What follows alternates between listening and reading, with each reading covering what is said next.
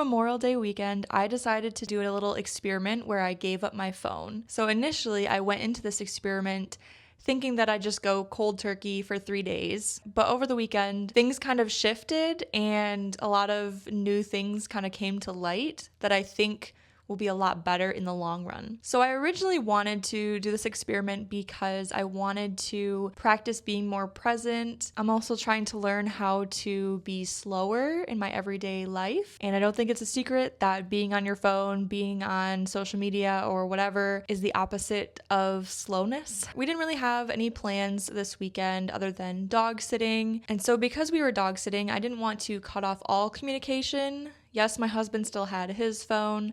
But to be honest, I just didn't really tell anyone I was doing this experiment. It was just kind of like a very spur of the moment. My solution was, because I have a Mac desktop and an iPhone, they're synced so that I can look at text messages and text and call from my desktop computer. So my original plan was to put my phone away completely and then just check in maybe a couple times a day on my computer just to see if there was any messages regarding, dog sitting, anything like that. And, that way I could remain available but not have the constant noise and the constant pressure to respond right away. And it just put my mind at ease. So this is how the experiment went. When I was home, my phone was away so that I would not access it. If we went driving out somewhere to like a nearby town or grocery shopping or something, my husband had his phone, so he just used his GPS and his phone for like our grocery list and everything like that. So there was a situation that came up where I had to drive somewhere alone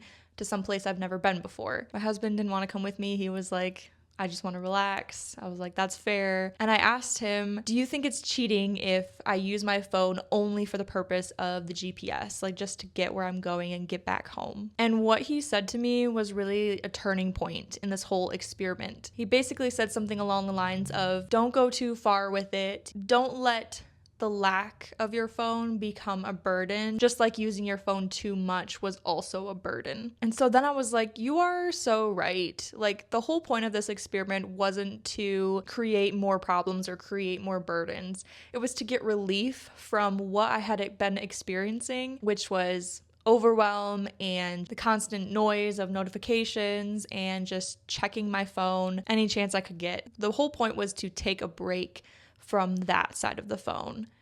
And so this is when the experiment shifted into, okay, how can I use my phone only as a tool when I absolutely need it? And of course, I did like the idea of having my phone with me in my car as I'm driving alone, just for safety. So that day, I just used my phone solely for the GPS.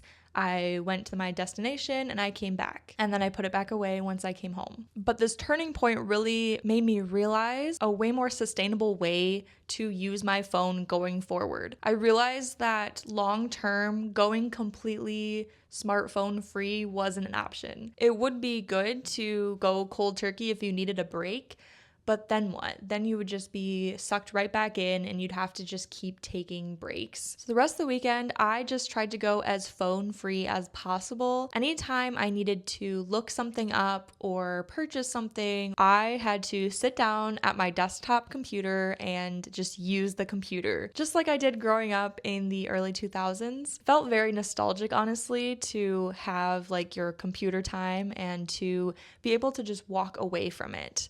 Ever since we have like smartphones, we've had a computer with us wherever we go. The line between digital and real world was blurred because we just had it on us all the time and had access to the internet all of the time. And so when I went to go sit down on my computer, it felt a lot more intentional because I had to go through the action of walking upstairs to my computer and sitting down. And my office chair isn't nearly as comfortable as the couch. So I didn't feel like I was getting sucked in too much on my computer. I was able to just get up when I was done doing what I needed to do and walk away. And so, as you can imagine, this was all very revealing to the habits that I had created of how much I picked up my phone throughout the day, as I was eating, as I was bored, in the in-between moments of the day. And to not have that was really eye-opening. But honestly, it was such like a relief for my brain. And then when I did go to use my phone for GPS, for calculator, it felt very intentional because I only went on my phone for that sole purpose that usually only took a few minutes, and then I just put it away. It just felt different. It's very hard to describe. It felt intentional. It felt boring almost. Like it felt like I was just using like a calculator or just using a GPS. It got rid of this emotional connection that I had to my phone. It just was a tool. So at the end of the weekend and honestly throughout this week, I've kind of just been keeping it up because I feel like it's just so much more sustainable to change your habits with your phone rather than completely trying to get off of it. So after the experiment, my next steps were, from here on out, how can I use my smartphone in a smarter way? I've seen a lot of people switching to dumb phones or even back to flip phones. It's kind of become almost like an overconsumption thing in itself, but I knew that I don't really want to do that because my career is in tech, specifically with designing like apps and websites. I need my smartphone to be able to test them. I didn't want to plan to buy a whole new phone. I didn't want to have two phones, like two devices to manage. And the more I thought about it, the more I was like, maybe the smartphone isn't the actual issue here. Maybe it's just how we use our smartphones. So if you think about it, what are the main ways that you use your phone? Really, I boiled it down to 3. So 1 is communication, texting, calling, video calling. 2nd is utility or using it as like a tool.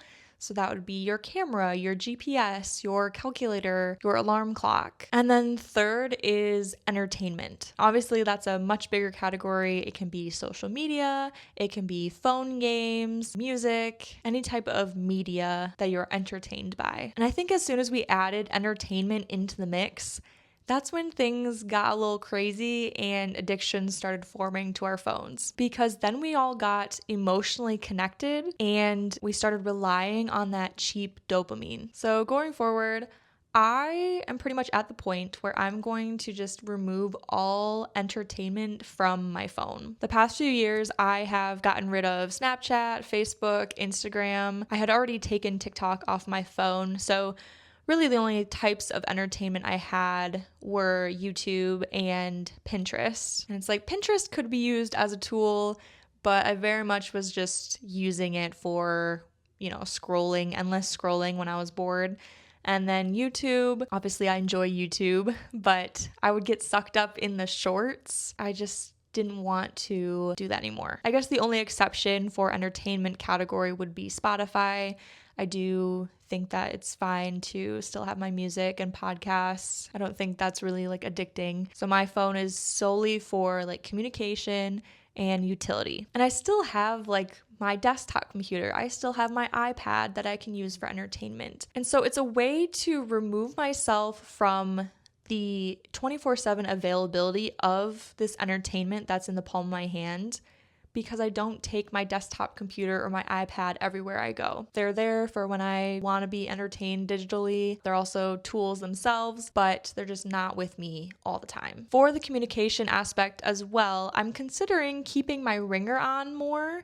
Remember when people used to do that? It was getting a little annoying, I guess, to have to go to my desktop computer every time I wanted to check to see if I had text messages. And so this way I could have my phone away, but I could hear, if someone texted me or called me, so I didn't have to like keep checking. Almost like what they did in the olden days. I've even seen some people make little like wall holders so that they're able to like hang up just as if it was like a home phone. And I really like that idea, actually. You can also, at least on Apple iPhones, I'm sure that Android also has this feature, but you can choose which apps you want to notify you by sound. So I really just have, text messages, phone calls, maybe a couple other utilitarian apps that can notify me by sound. And then for the utility category, it's great to have so many things now in one device. Think about all of the things that your smartphone can or has replaced. It's not only our phone, but it's our camera, it's our calculator, it's our GPS, it's a notepad and pencil, it's our CD player, our alarm clock. We don't have to go back in time